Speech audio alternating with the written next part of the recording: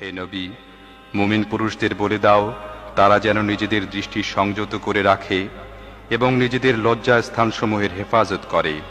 এটি তাদের জন্য বেশি পবিত্র পদ্ধতি। যা কিছু তারা করে আল্লাহ তা জানেন।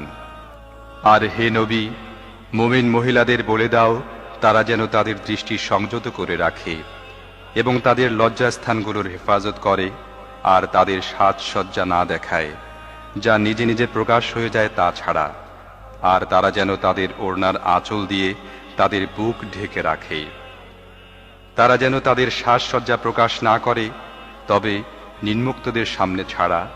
স্বামী, বাপ, স্বামীর বাপ, নিজের ছেলে, স্বামীর ছেলে, ভাই, ভাইয়ের ছেলে, বোনের ছেলে, নিজের মেলামেশার মেয়েদের, নিজের মালিকানাধীনদের, অধীনস্থ পুরুষদের যাদের অন্য কোনো রকম উদ্দেশ্য নেই, এবং এমন শিশুদের সামনে ছাড়া যারা মেয়েদের গোপন বিষয় সম্পর্কে এখনো অজ্ঞ।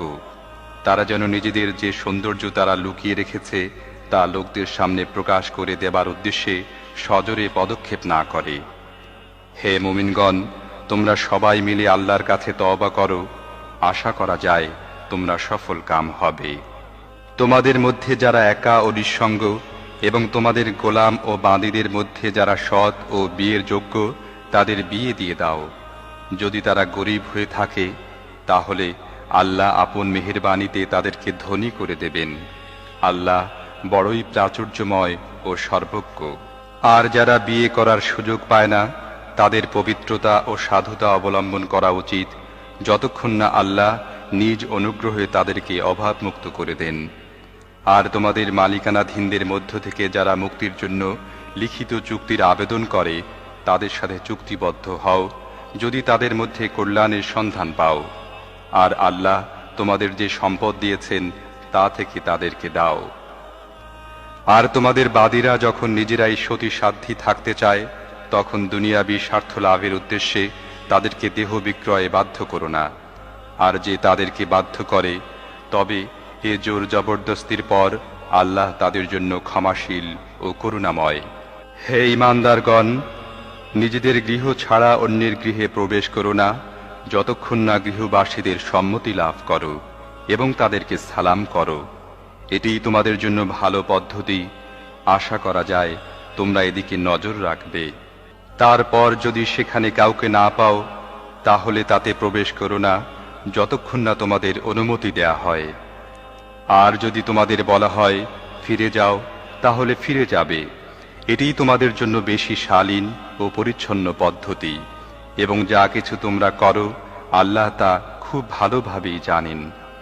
তবে তোমাদের জন্য কোনো ক্ষতি নেই যদি তোমরা এমন গৃহে প্রবেশ করো যেখানে কেউ বাস করে না এবং তার মধ্যে তোমাদের কোনো কাজের জিনিস আছে। তোমরা যা কিছু প্রকাশ করো এবং যা কিছু গোপন করো আল্লাহ সবই জানেন। আমি দ্ব্যর্থহীন পথ নির্দেশক আয়াত তোমাদের কাছে পাঠিয়েছি। তোমাদের পূর্বে অতিক্রান্ত জাতিদের শিক্ষণীয় দৃষ্টান্ত তোমাদের সামনে উপস্থাপন করেছি এবং মুত্তাকিদের জন্য উপদেশও দিয়েছি। আল্লাহ আকাশমণ্ডলী ও পৃথিবীর আলো। বিশ্বজাহানে তাঁর আলোর উপমা যেন একটি তাকে একটি প্রদীপ রাখা আছে। প্রদীপটি আছে একটি চিমনির মধ্যে। চিমনিটি দেখতে এমন যেন মুক্তোর মতো ঝকমকে নক্ষত্র।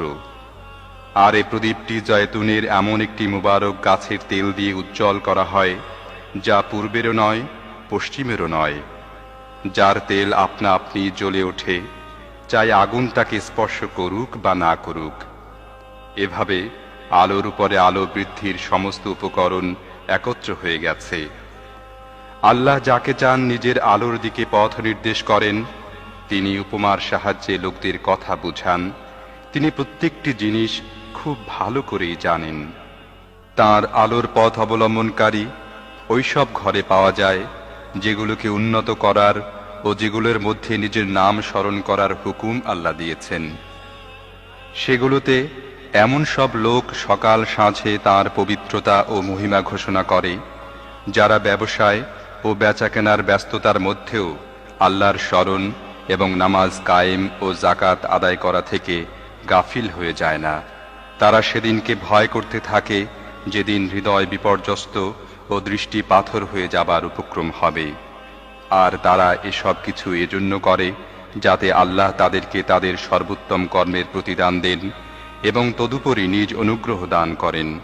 আল্লাহ যাকে চান বেহিসাব দান করেন।